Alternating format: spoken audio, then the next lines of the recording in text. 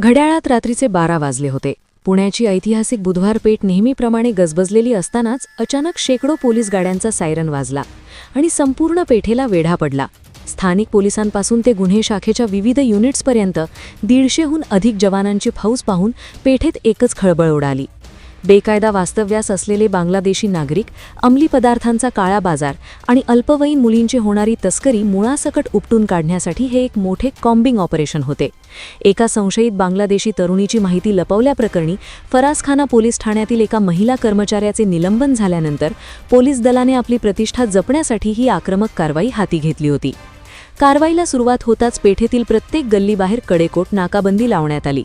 पोलिसांच्या पथकांनी थेट 50हून अधिक संशयित घरे आणि कुंटणखाण्यांची झडती घेण्यास सुरुवात केली. शुक्रवार पेठ चौकीजवळच्या गल्ल्यांमधून महिला पोलिसांच्या तुकड्या वेगाने आत शिरल्या आणि प्रत्येक कोपऱ्याची कसून तपासणी सुरू झाली.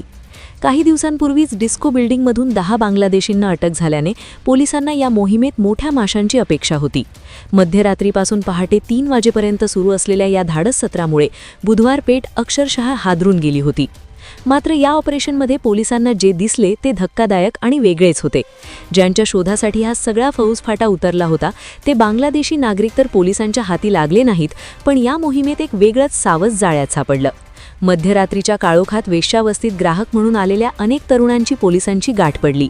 काही पळण्याच्या तयारीत होते तर काही लपण्याचा प्रयत्न करत होते. पोलिसांनी या सर्व तरुणांना पकडून रस्त्याच्या कडेला रांगेत बसवले. सर्वांची ओळख परेड घेऊन नाव, पत्ता आणि घराची कुंडली तपासण्यात आली. रात्रीच्या अंधारात मजा करायला आलेल्या या तरुणांची भर रस्त्यात पोलिसांनी चांगलीच शाळा घेतली. पोलिसांचा हा रुद्र अवतार पाहून अनेक तरुणांची भंबेरी उडाली.